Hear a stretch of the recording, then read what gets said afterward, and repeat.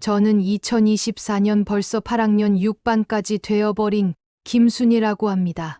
오늘 여러분께 제 이야기를 들려드리려고 합니다. 이건 용서에 관한 이야기, 하나님께서 저를 붙드신 이야기입니다. 지금까지 제 평생의 증오와 그 증오를 이긴 하나님의 사랑에 관한 이야기입니다. 이 이야기를 시작하는 건 쉽지 않아요. 왜냐하면 제 인생에서 가장 고통스러운 기억들을 다시 꺼내야 하니까요. 하지만 이 이야기는 반드시 전해져야 합니다. 이 사연은 실제 간증 사연을 각색하여 만든 간증 드라마입니다. 이 드라마를 통하여 보다 많은 사람들이 하나님께서 우리보다 더 우리를 사랑하고 계심을 깨닫게 되었으면 좋겠습니다. 구독과 좋아요를 눌러주세요. 간증 사연 드라마로 하나님의 사랑을 많은 사람들에게 전도하는데 큰 도움이 됩니다. 감사합니다. 이야기는 1950년 6월로 거슬러 올라갑니다. 저는 그때 12살이었어요. 1938년에 태어나서 가난하지만 행복한 어린 시절을 보내고 있었죠. 경기도의 작은 마을, 이름도 기억나지 않는 그 마을에서 평범하게 살고 있었어요. 우리 집은 마을에서 그리 크지 않은 초가집이었지만 사랑으로 가득했어요. 아버지는 마을의 경찰이셨어요.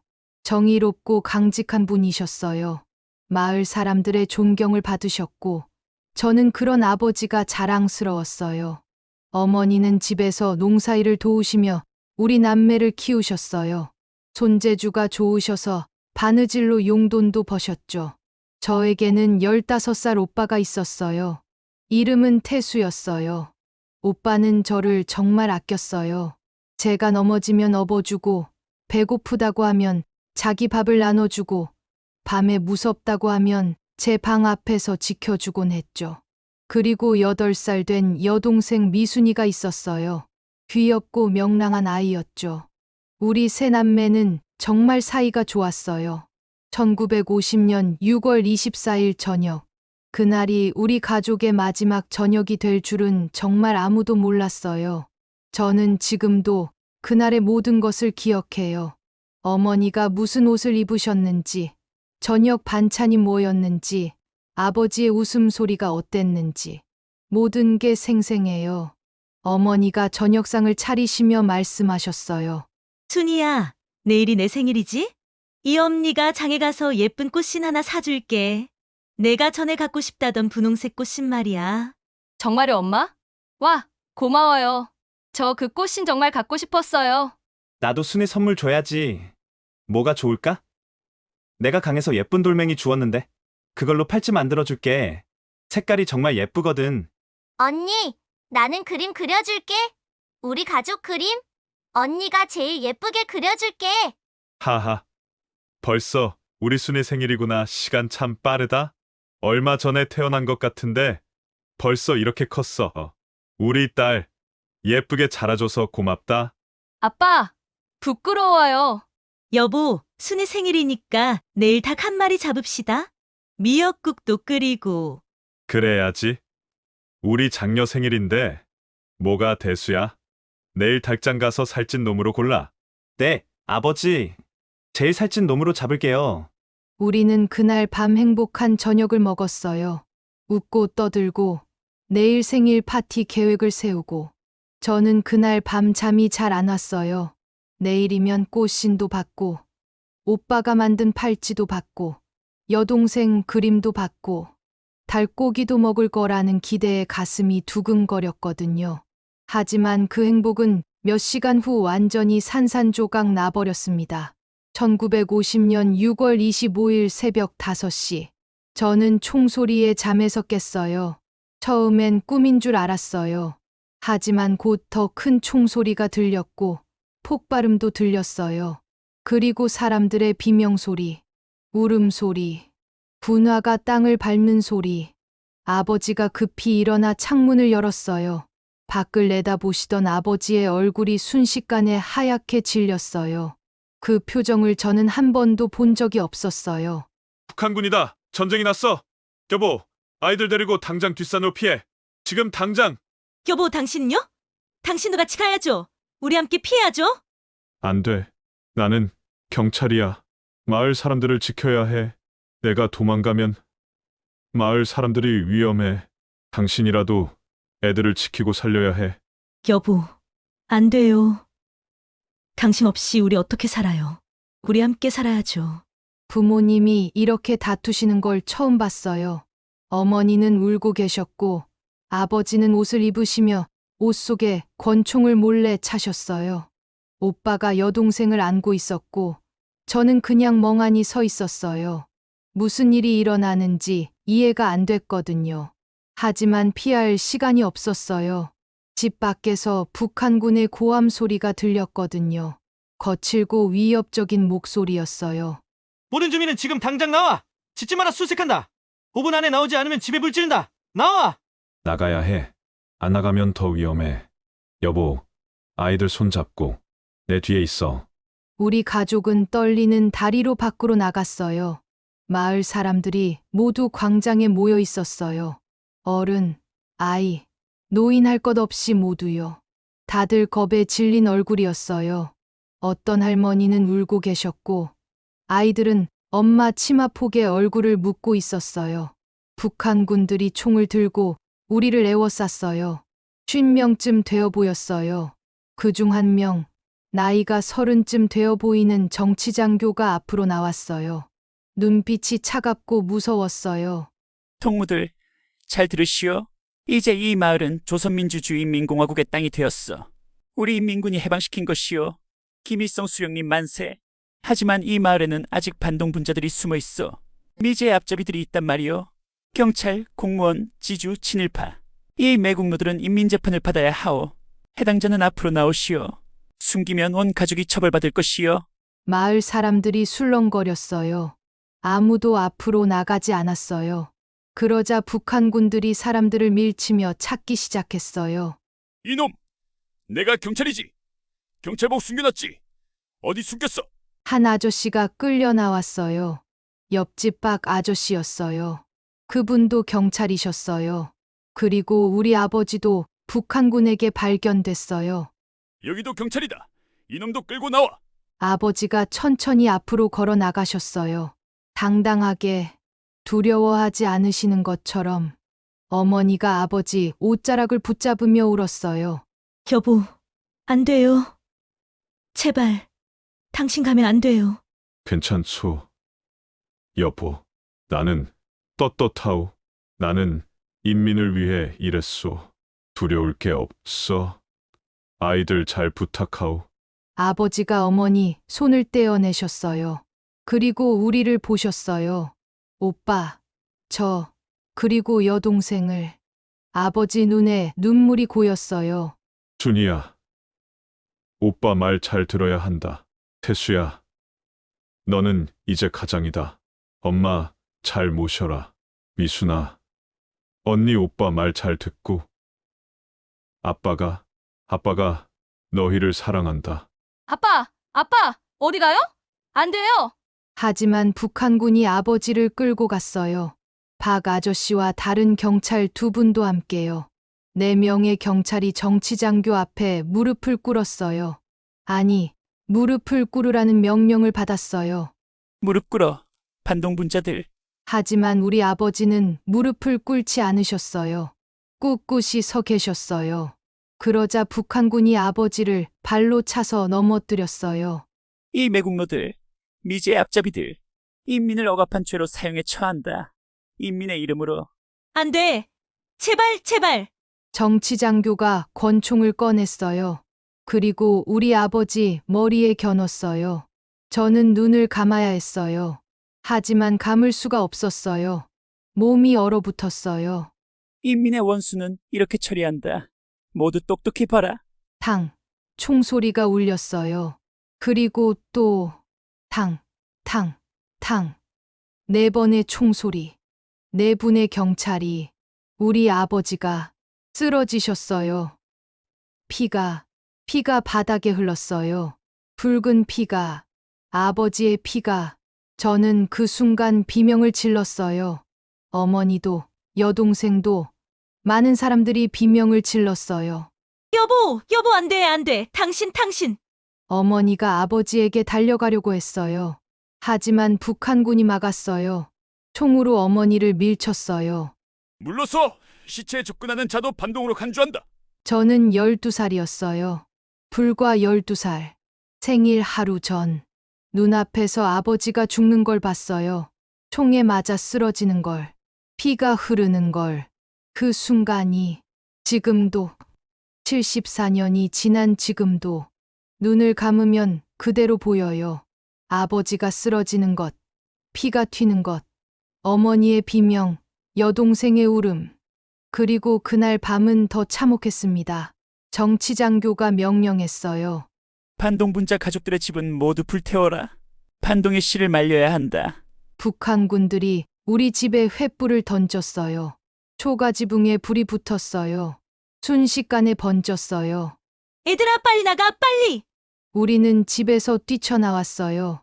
하지만 어머니가 뭔가 생각났는지 다시 집 안으로 뛰어들어가셨어요. 엄마, 어디 가세요? 아버지 사진, 가족 사진 가져와 해. 어머니가 여동생을 안고 집 안으로 들어가셨어요. 하지만 그때 불타던 석가래가 무너졌어요. 현관문을 막아버렸어요. 안 돼, 문이 얘들아. 오빠 순이야, 문 열어. 제발. 언니, 오빠, 무서워. 뜨거워. 엄마. 오빠가 미친 듯이 문을 열려고 했어요. 발로 차고 손으로 밀고 저도 도왔어요. 하지만 석가래가 너무 무거웠어요. 움직이지 않았어요. 엄마, 조금만 기다려요. 제가 여기에요, 조금만. 안 돼. 안 될 것 같아. 순이야, 태주야. 너희도 살아, 뛰어. 여기서 도망쳐, 제발. 저는 포기할 수 없었어요. 계속 문을 밀었어요. 손에서 피가 났어요. 하지만 문은 열리지 않았어요. 언니. 아파. 수미. 언니. 사랑해. 여동생의 목소리가 점점 작아졌어요.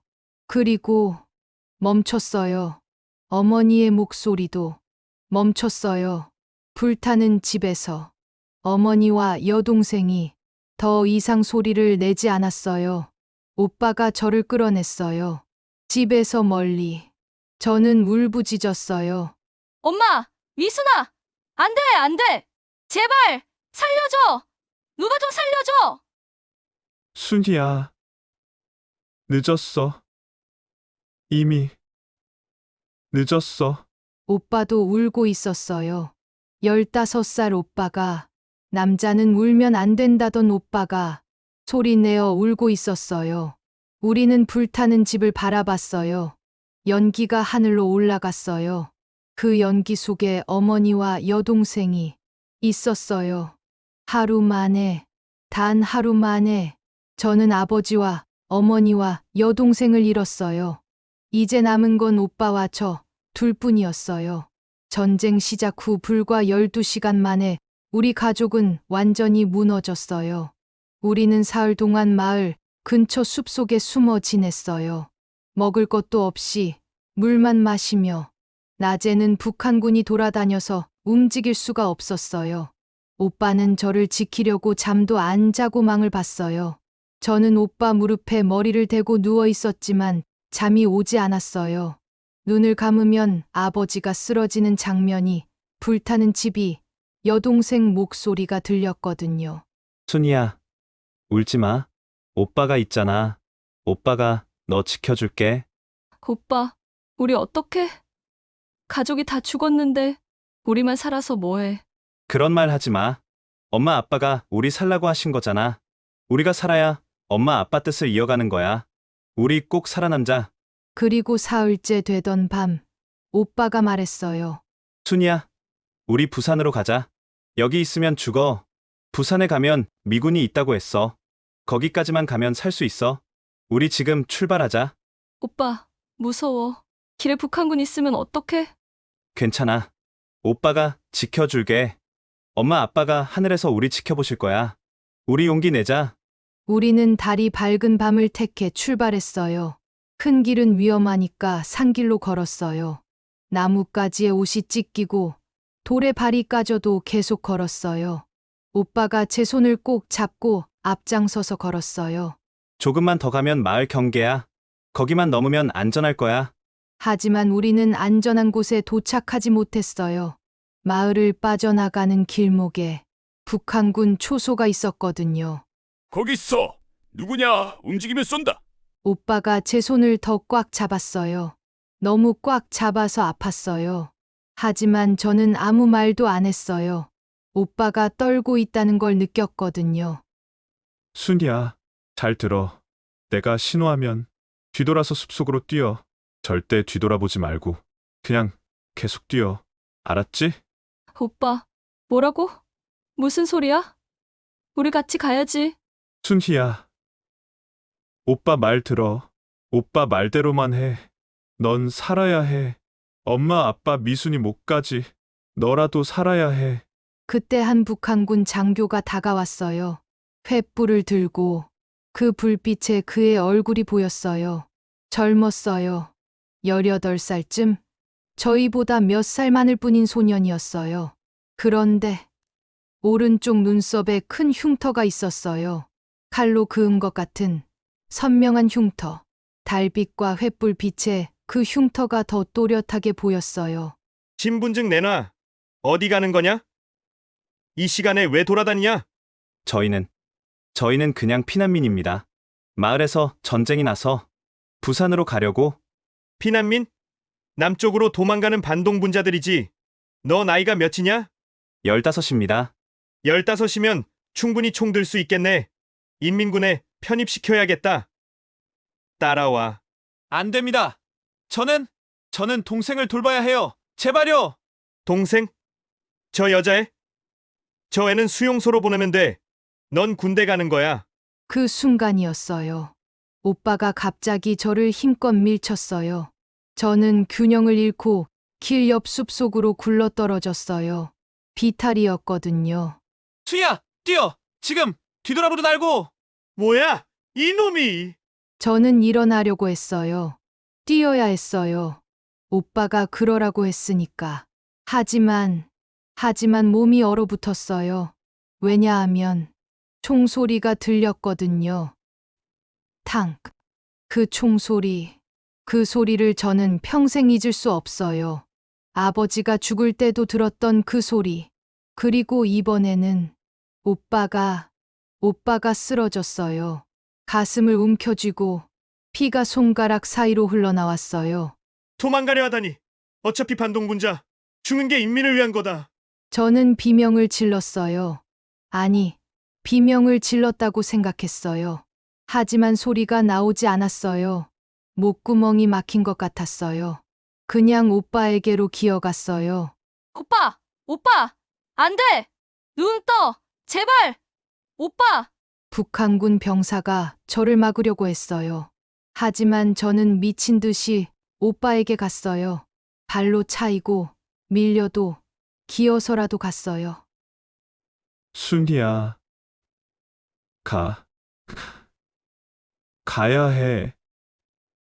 도망가. 안 돼. 오빠도 가야 돼. 나 혼자 못 가. 오빠 없으면 난 못 살아. 넌 할 수 있어. 강한 애야. 순이야. 살아. 꼭 살아서. 오빠의 피가 제 손에 묻었어요. 제 옷에 묻었어요. 제 얼굴에도 묻었어요. 따뜻했어요. 아직 살아있다는 증거처럼. 하지만 그 따뜻함은 점점 식어갔어요. 오빠의 체온이 식어가는 게 느껴졌어요.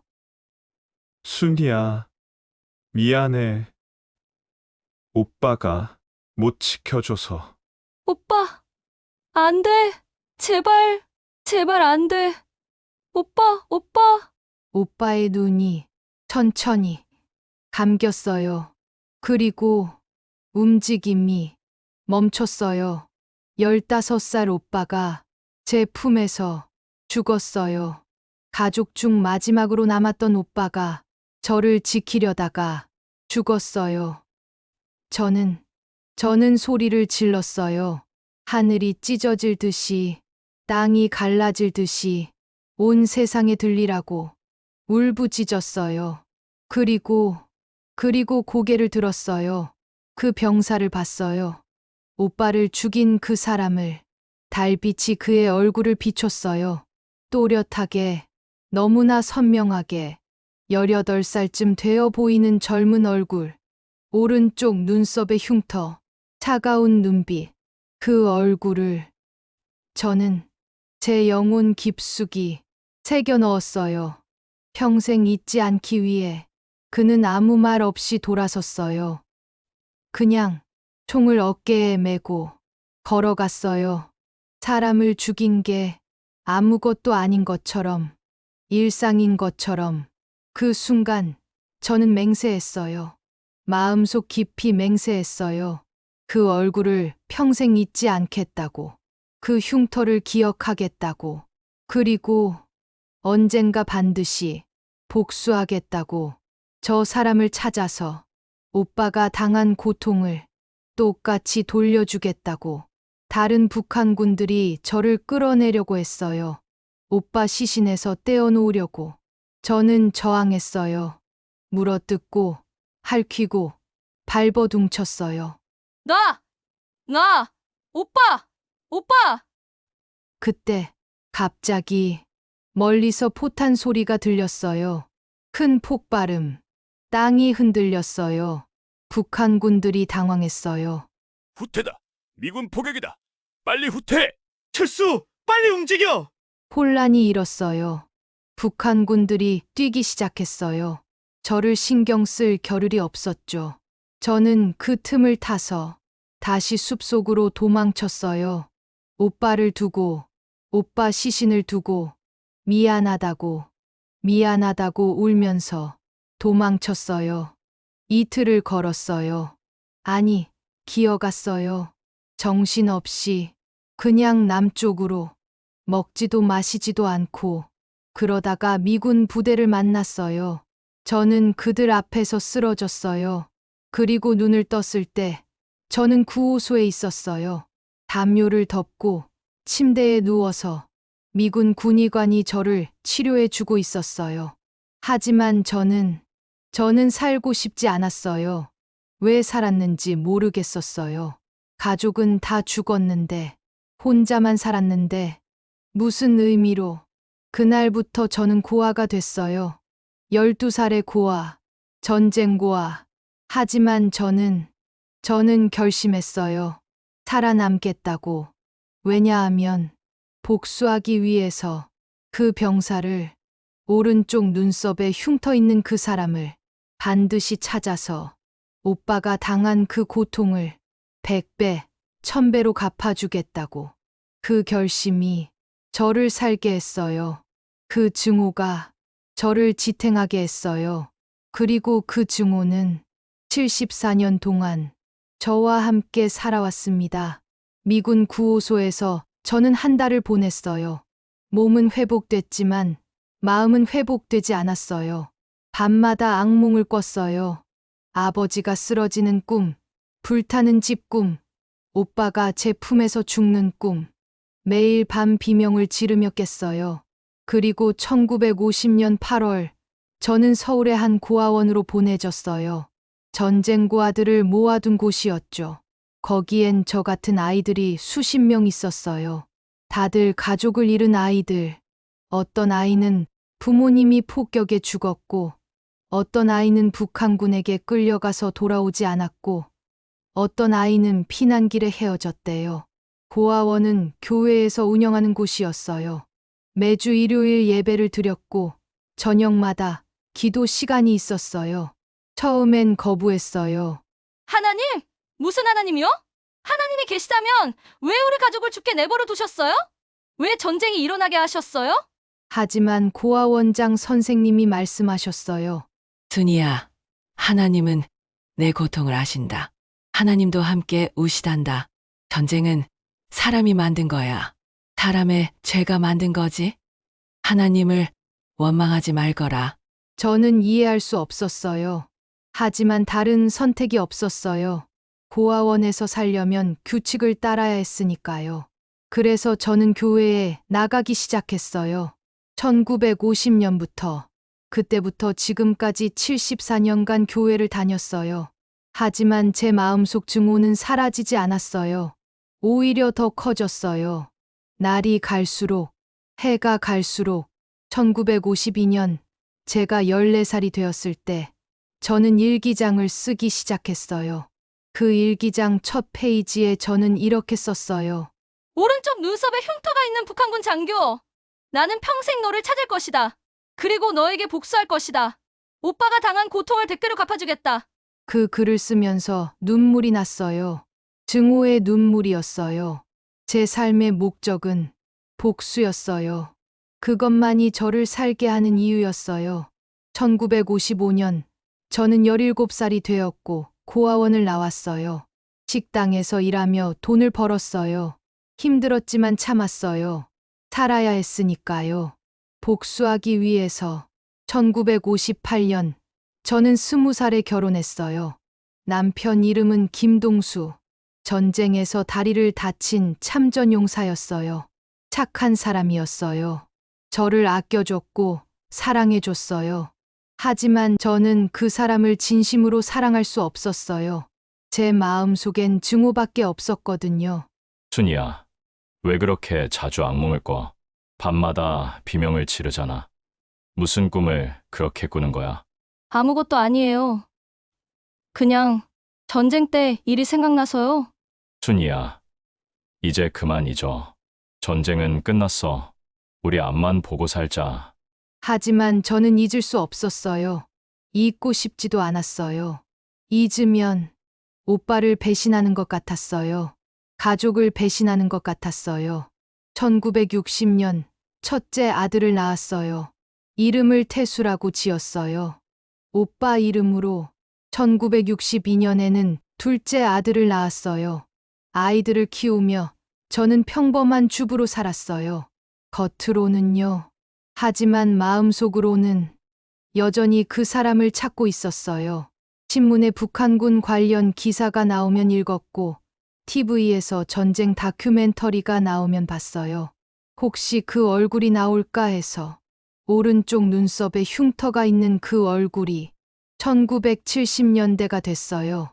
아이들이 자랐어요. 저는 교회 집사가 됐어요. 열심히 봉사했어요.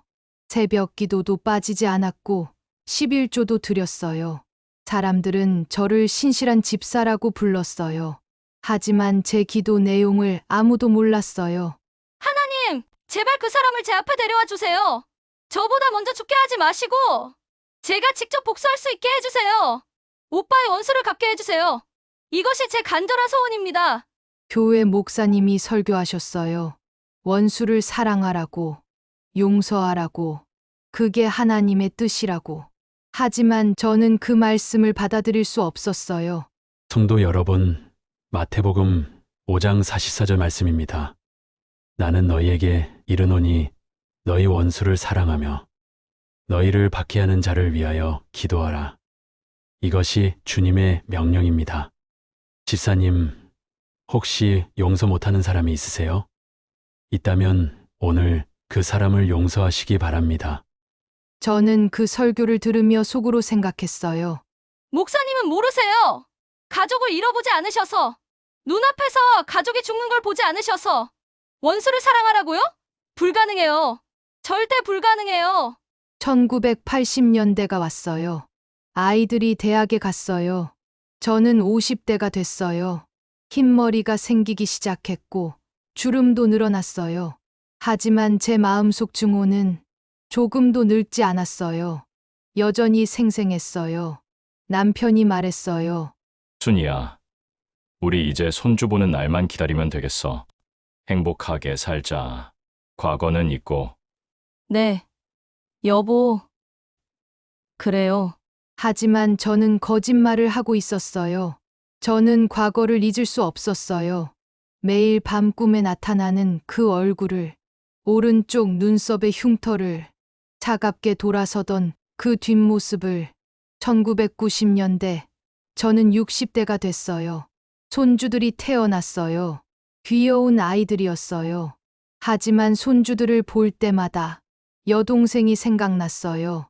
8살에 죽은 미순이가, 이 아이들과 같은 나이에 불타는 집에서 죽은 미순이가, 그리고 저는 손주들에게 말했어요. 전쟁 이야기를, 증오를 가르쳤어요. 얘들아, 할머니 얘기 들어봐. 1950년에 전쟁이 났었어. 나쁜 북한군들이 내려와서 할머니 가족을 다 죽였어.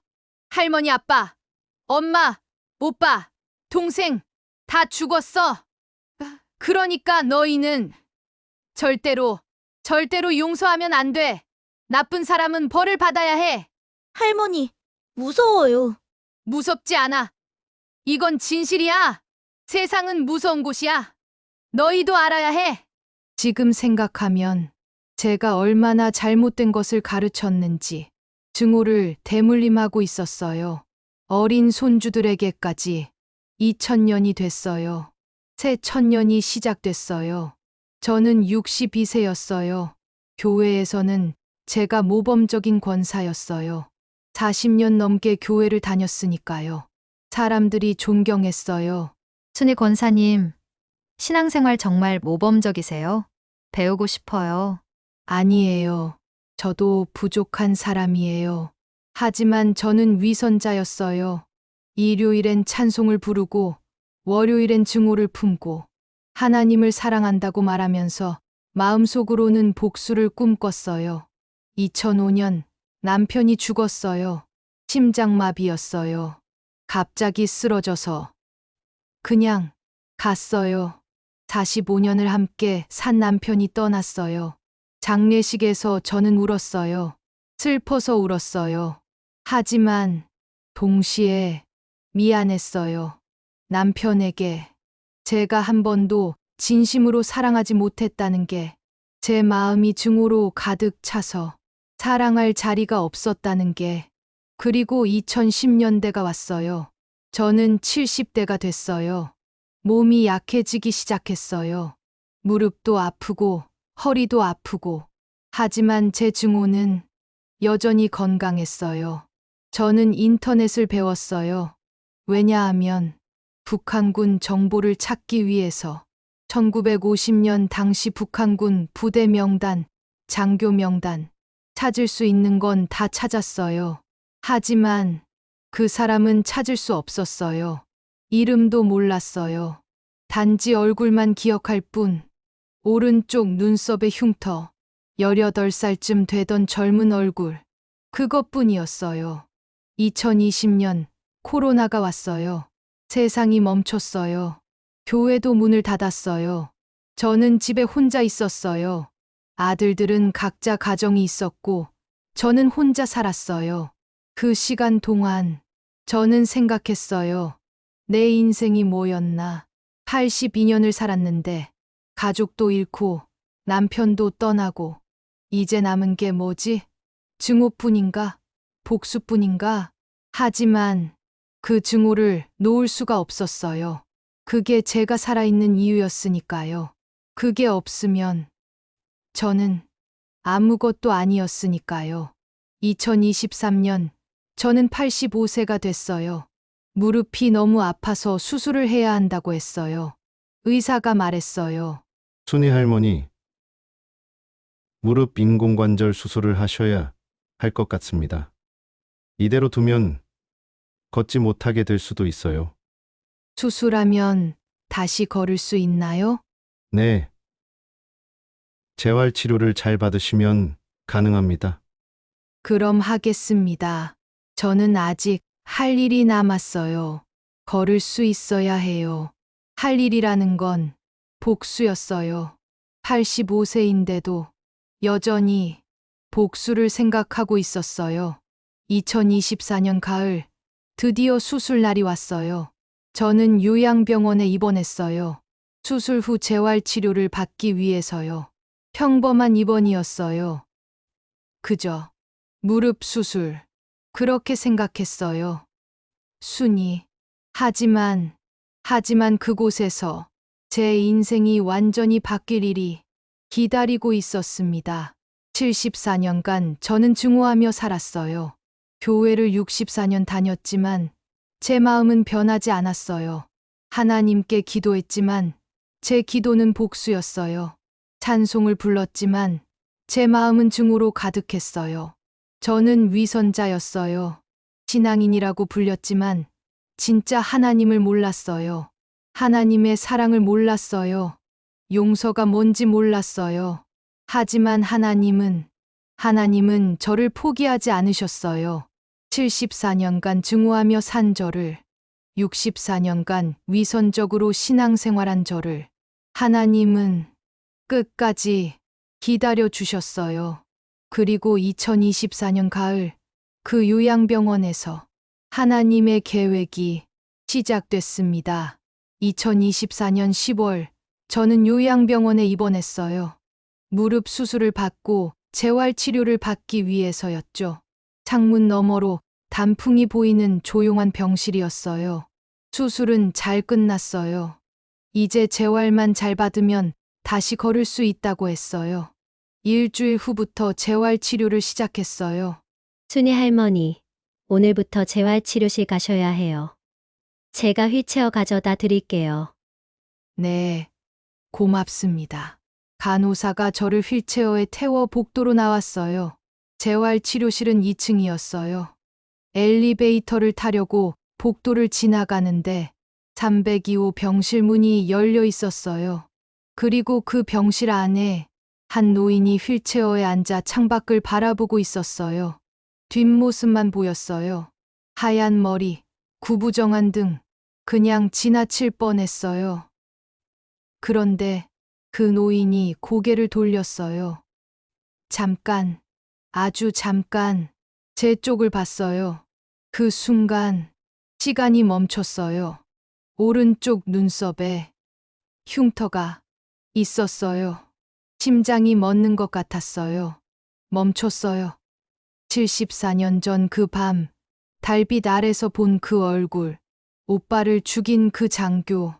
지금은 노인이 됐지만 그 흉터는 똑같았어요. 할머니, 괜찮으세요? 얼굴이 하얗게 됐는데요. 저기 302호 병실에 계신 분이 누구세요? 아, 박철수 할아버지요? 치매가 심하셔서 여기 3년째 계세요. 가족도 없으시고 혼자세요. 불쌍하신 분이에요. 박철수. 네. 아시는 분이세요? 아니에요. 그냥 궁금해서요. 순이. 하지만 저는 알았어요. 그 사람이에요. 이름은 가짜일 거예요. 북한에서 내려와서 숨어 살려면 이름을 바꿨을 테니까.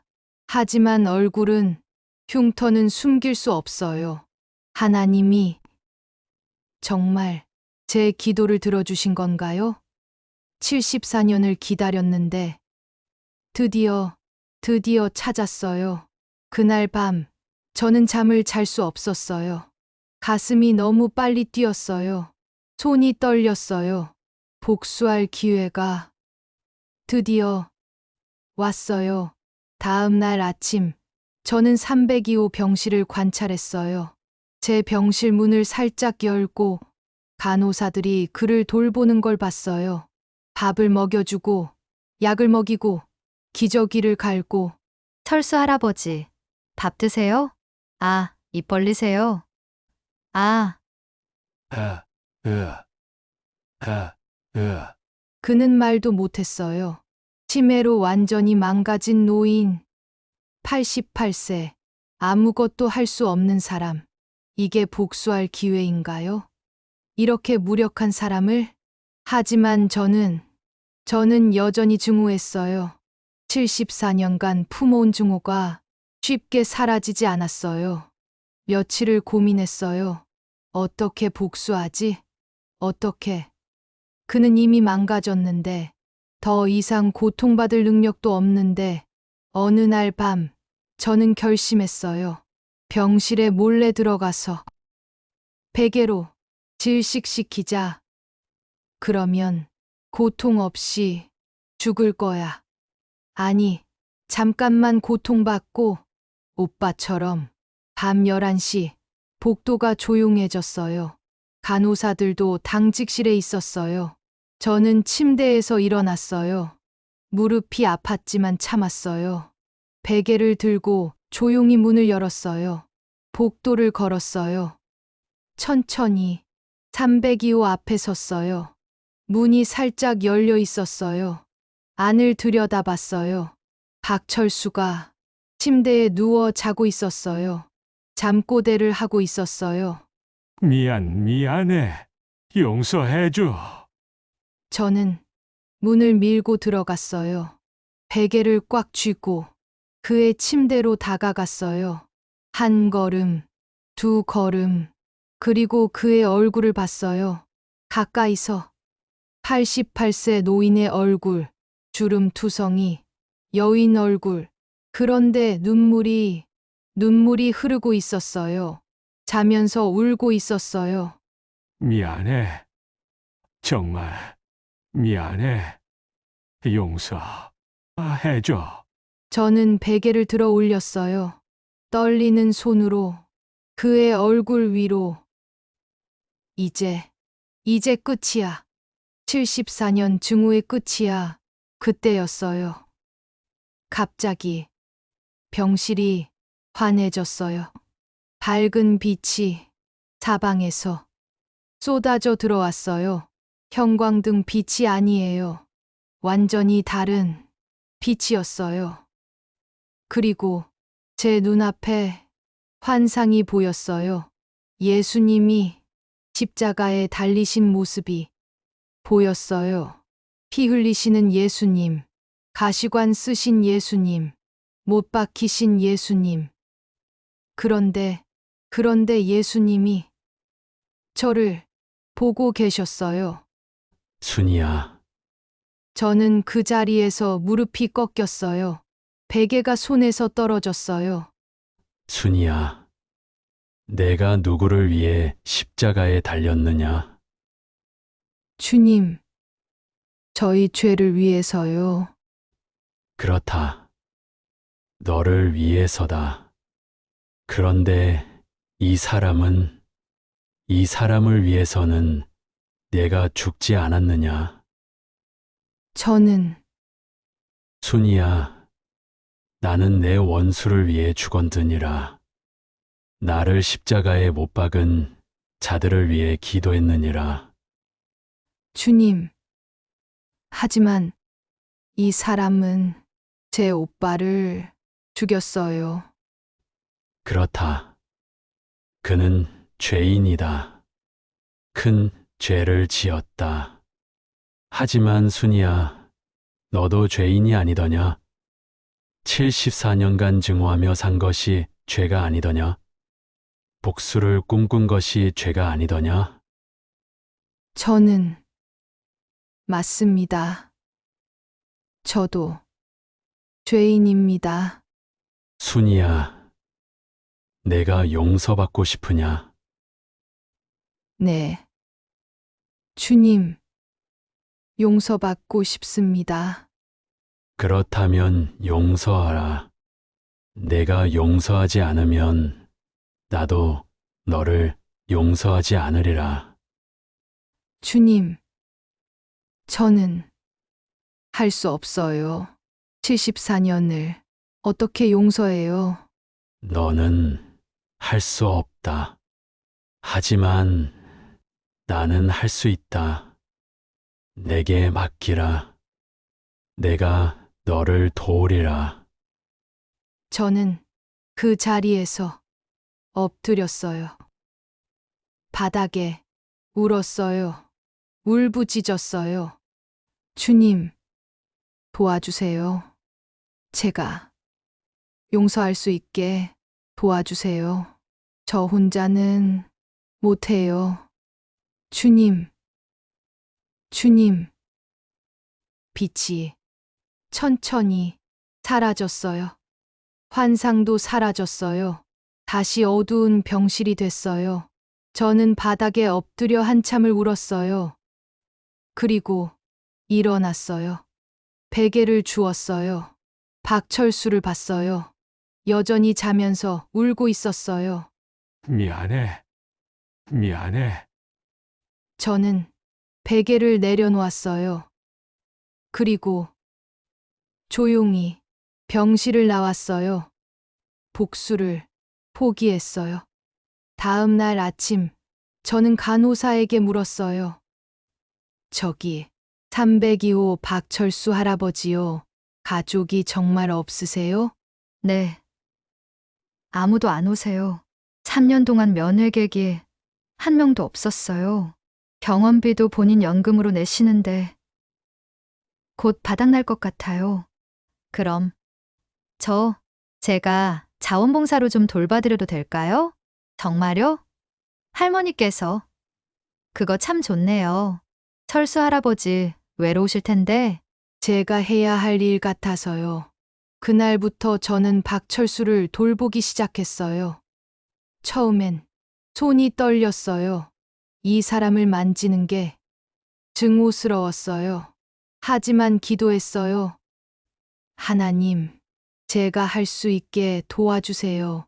주님의 사랑으로 이 사람을 볼 수 있게 해주세요. 며칠이 지났어요. 일주일이 지났어요. 저는 매일 그를 찾아갔어요. 밥을 먹여주고, 책을 읽어주고, 산책을 시켜줬어요. 그러던 어느 날, 청소하다가 그의 낡은 가방을 발견했어요. 침대 밑에 있었어요. 먼지 쌓인 가방. 열어봤어요. 안에 일기장이 있었어요. 74년 된 일기장. 1950년부터 2020년까지. 저는 떨리는 손으로 펼쳤어요. 첫 페이지. 1950년 6월 24일. 오늘 남쪽으로 내려간다고 한다. 나는 18살이다. 군에 끌려온 지 3개월. 집에서 강제로 데려갔다. 어머니가 울었다. 나는 군인이 되고 싶지 않았다. 사람을 죽이고 싶지 않다. 하지만 거부하면 온 가족이 죽는다고 했다. 어쩔 수 없었다. 다음 페이지. 6월 27일. 오늘 어떤 마을에 들어갔다. 정치 장교가 반동분자 가족을 처형하라고 했다. 나는 총을 쏘라는 명령을 받았다. 경찰을 쏘라고. 나는 거부했다. 총을 내려놓았다. 그러자 정치 장교가 내 눈썹을 칼로 그었다. 피가 흘렀다. 다음엔 목을 그을 것이다. 명령에 복종하라. 나는 총을 쏘았다. 4명의 경찰을, 그들의 가족이 울부짖었다. 나는 괴물이 되었다. 6월 28일, 간밤에 마을에 불을 질렀다. 반동분자 가족들의 집에. 나는 참여하지 않았다. 그래도 죄책감이 든다. 내가 막을 수 있었는데. 그날 밤 비명 소리가 들렸다. 어린아이들의 비명, 어머니들의 울음. 나는 귀를 막았다. 하지만 소리는 멈추지 않았다. 6월 30일, 초소 근무 중 피난민 남매를 만났다. 15살 소년과 12살 정도 되어 보이는 소녀. 소년이 도망가려 했다. 나는 총을 쏘라는 명령을 받았다. 또 나는 쏘았다. 소년의 가슴을. 소녀가 울부짖었다. 그 소녀의 얼굴을 나는 평생 잊지 못할 것이다. 나는 그녀의 오빠를 죽였다. 그녀의 여동생으로 보이는 소녀가 나를 노려본다. 나는 살인자다. 저는 숨이 막혔어요.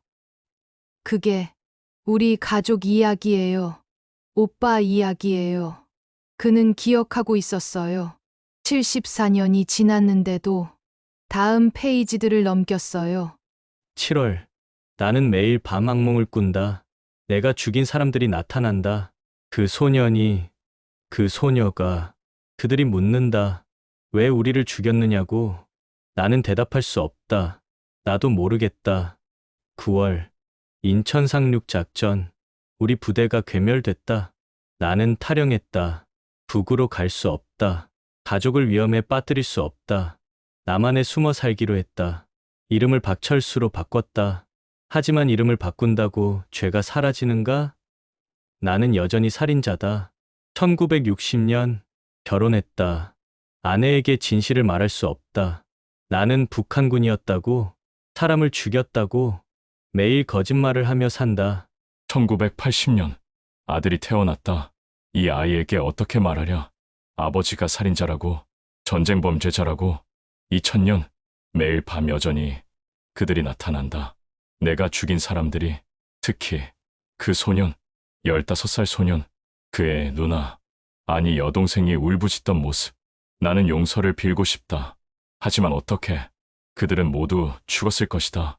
아니면 나를 증오하며 살고 있을 것이다. 2015년 아내가 죽었다. 나는 혼자가 됐다. 아들도 멀리 살고 연락이 끊겼다. 나는 외롭다. 하지만 당연하다. 나는 살인자니까. 2020년 기억이 흐려진다. 치매라고 한다. 의사는 안타까워한다. 하지만 나는 차라리 잘된 일인가? 이제 잊을 수 있을까? 그 얼굴들을, 그 비명들을. 하지만 잊어도 죄는 사라지지 않는다. 용서받지 못한 죄는. 마지막 페이지였어요. 그 이후로는 쓰지 못한 거예요. 치매 때문에. 저는 일기장을 안고 울었어요. 이 사람도 피해자였구나. 강제로 끌려간 18살 소년. 명령을 거부하면 죽는다고 협박받은 소년병. 74년간 죄책감에 시달린 사람. 나만 고통받은 게 아니었어요. 이 사람도 74년을 고통받았어요. 어쩌면 저보다 더. 그날 밤 저는 박철수 병실로 갔어요. 조용히 들어가서 그의 침대 옆에 앉았어요. 그는 자고 있었어요. 여전히 잠꼬대를 했어요. 미안해. 용서해줘. 저는 그의 손을 잡았어요. 처음으로. 주름진 손, 떨리는 손, 차가운 손. 저도 미안해요. 74년간 당신을 증오했어요. 복수하려고 했어요. 하지만 이제 알았어요. 당신도 피해자였다는 걸. 우리 모두도 전쟁의 피해자였다는 걸. 그리고 기도했어요. 처음으로, 진심으로. 하나님, 이 사람을 용서해 주세요. 그리고 저도 용서해 주세요. 저희 둘 다 죄인입니다. 저희 둘 다 용서가 필요합니다. 하나님, 제가 이 사람을 용서할 수 있게 도와주세요. 그 순간 다시 따뜻함이 왔어요. 하나님의 임재가 평안이 마음에 흘러들어왔어요. 74년간 느껴보지 못한 평안. 그리고 저는 알았어요. 하나님께서 제 기도를 들으셨다는 걸, 제가 용서할 수 있다는 걸. 주님의 도우심으로 그날 밤부터 저는 달라졌어요. 74년 만에 처음으로 제 마음에 평안이 왔어요. 증오가 조금씩 녹아내리기 시작했어요. 다음 날부터 저는 본격적으로 박철수를 돌보기 시작했어요. 아침마다 그를 찾아가 인사했어요. 철수 씨, 좋은 아침이에요. 잘 주무셨어요? 오늘 날씨가 좋네요. 창문 좀 열어드릴게요. 햇빛 쬐는 게 좋아요.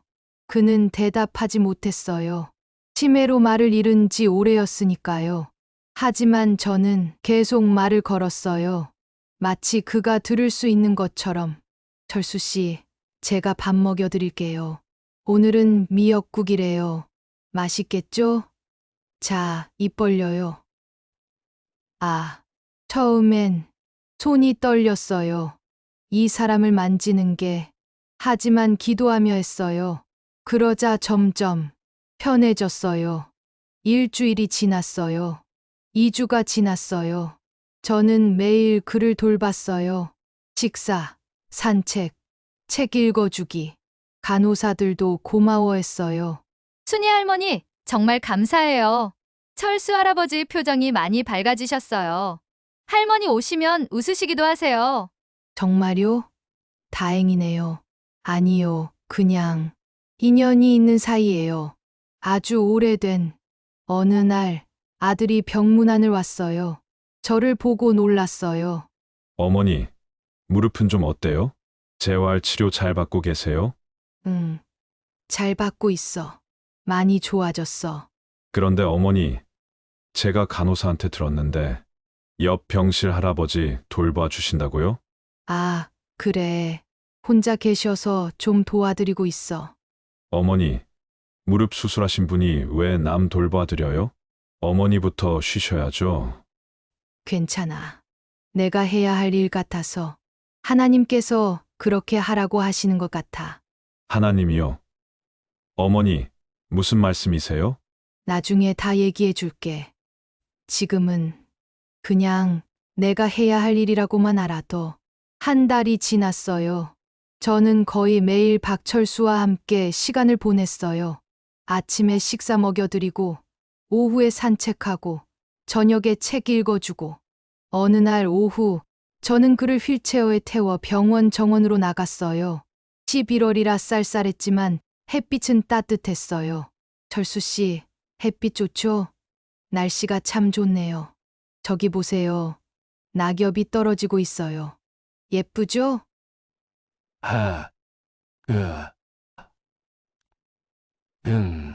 철수 씨, 제가 할 말이 있어요. 들으실 수 있을지 모르겠지만, 그래도 하고 싶어요. 저는 74년 전 당신을 만난 적이 있어요. 1950년 6월 30일 밤. 당신은 제 오빠를 쏘았어요. 15살 오빠를. 저는 그날 이후 74년간 당신을 증오했어요. 복수하고 싶었어요. 하지만 하나님께서 제게 용서하라고 하셨어요. 저는 처음엔 거부했어요. 불가능하다고 생각했어요.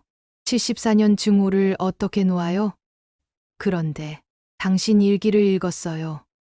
당신도 고통받았다는 걸 알았어요. 74년간 죄책감에 시달렸다는 걸. 당신도 피해자였다는 걸. 그래서 저는 용서하기로 했어요. 쉽지 않아요. 지금도 가끔 오빠 생각하면 가슴이 아파요. 하지만 하나님께서 도와주세요. 매일 조금씩 용서할 수 있게. 그리고 제가 미안해요. 74년간 당신을 저주했어요. 복수하려고 했어요. 그것도 죄였어요. 용서해 주세요. 그때였어요. 철수 씨가 고개를 돌렸어요. 저를 봤어요. 그리고 눈물이 흘렀어요. 치매 환자가 3년간 아무 반응 없던 사람이 눈물을 흘렸어요. 철수 씨, 지금 말씀하신 거예요? 미안. 해. 정말 미안해. 저는 깜짝 놀랐어요. 이건 기적이었어요. 하나님의 기적. 3년간 말 못하던 사람이 말을 하고 있었어요. 철수 씨, 괜찮아요. 저도 미안해요. 우리 둘 다 미안한 사람들이에요. 용서 해줘. 제발. 용서해요. 저도 용서받고 싶어요. 철수 씨가 손을 들었어요. 떨리는 손을. 저를 향해. 저는 그 손을 잡았어요. 두 손으로 꽉. 고맙다. 정말 고맙다. 저희는 그렇게 한참을 앉아 있었어요. 손을 잡고 둘 다 울면서 74년 만에 처음으로 평화가 왔어요. 그날 밤 박철수의 상태가 급격히 나빠졌어요. 간호사가 저를 불렀어요. 시할머니, 철수 할아버지가 위독하세요. 빨리 오세요. 저는 급히 달려갔어요. 병실에 들어가니 의사들이 그를 돌보고 있었어요. 심장이 약해지고 있습니다. 시간이 얼마 남지 않은 것 같습니다. 안 돼요.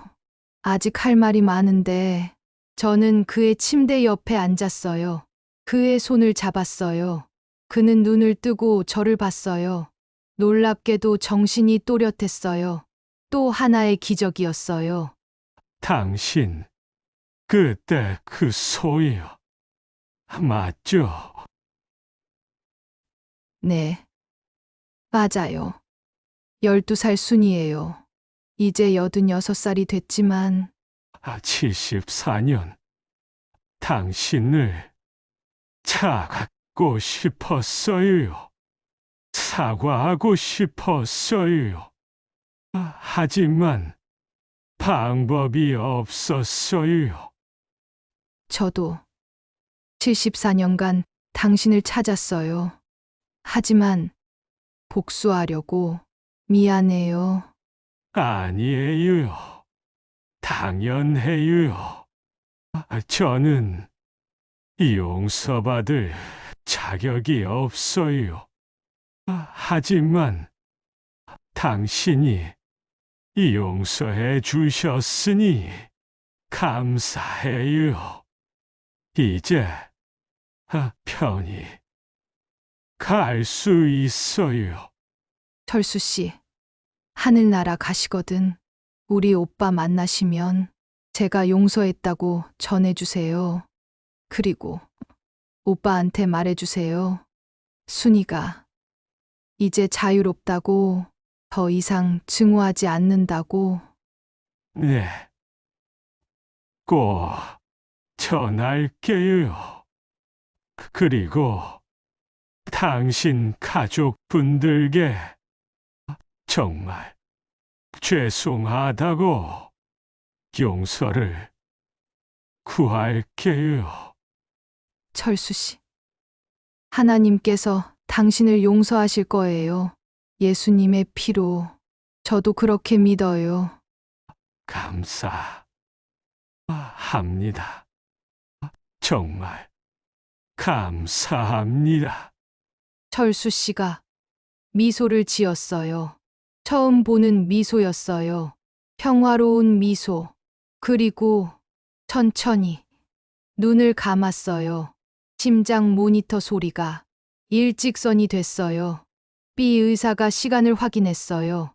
2024년 11월 28일 오후 9시 47분 박철수 환자 사망 확인. 저는 그의 손을 놓지 않았어요. 그리고 기도했어요. 하나님, 이 영혼을 받아주세요. 비록 죄를 지었지만 회개했습니다. 용서를 구했습니다. 예수님의 피로 이 영혼을 깨끗하게 해주세요. 그리고 감사합니다. 저를 자유롭게 해주셔서. 장례식은 조촐했어요. 아무도 오지 않았어요. 가족도 친구도 없었으니까. 저와 아들, 그리고 병원 직원 몇 명만 참석했어요. 저는 추도사를 했어요. 이 분은 제 원수였습니다. 74년 전 이분은 제 오빠를 죽였습니다. 저는 74년간 이분을 증오했습니다. 복수하고 싶었습니다. 하지만 하나님께서 제게 보여주셨습니다. 이분도 피해자였다는 것을. 18살 소년병으로 끌려가 명령에 따라야 했던 사람. 74년간 죄책감에 시달린 사람. 그리고 저도 깨달았습니다. 증오는 저를 가두는 감옥이었다는 것을. 74년간 저는 증오의 감옥에 갇혀 살았습니다. 진정한 자유가 없었습니다. 하지만 용서하면서 저는 자유로워졌습니다. 이분도 자유로워졌습니다. 우리 둘 다 하나님의 용서로 자유를 얻었습니다. 이제 이분은 형제입니다. 그리스도 안에서 형제, 천국에서 다시 만나기를 바랍니다. 그때는 더 이상 원수가 아니라 가족으로. 장례식이 끝난 후 아들이 물었어요. 어머니, 정말 저분이 삼촌을 죽인 사람이었어요? 응. 그래. 그런데 어떻게 용서하셨어요? 저였으면 못했을 것 같아요. 나도 못했어. 74년간 못했어. 하지만 하나님께서 도와주셨어. 혼자서는 불가능한 일이었어. 하나님과 함께면 가능해. 어머니, 존경합니다. 한 달 후, 저는 무릎 재활을 마치고 퇴원했어요. 다시 걸을 수 있게 됐어요. 집으로 돌아갔지만, 저는 완전히 다른 사람이 됐어요. 다음 주 일요일, 저는 교회에서 간증했어요. 사랑하는 성도 여러분, 저는 64년간 이 교회를 다녔습니다. 여러분은 저를 신실한 권사라고 불러주셨습니다. 하지만 저는 고백합니다. 저는 위선자였습니다. 64년간 교회를 다녔지만 제 마음엔 증오가 가득했습니다. 찬송을 부르면서도 복수를 꿈꿨습니다. 기도하면서도 저주했습니다. 저는 진정한 그리스도인이 아니었습니다. 하지만 하나님은 저를 포기하지 않으셨습니다. 74년을 기다리셨습니다. 그리고 올해 저를 변화시키셨습니다. 하나님은 제게 용서를 가르쳐 주셨습니다. 불가능하다고 생각한 용서를, 그리고 그 용서를 통해 저는 자유를 얻었습니다.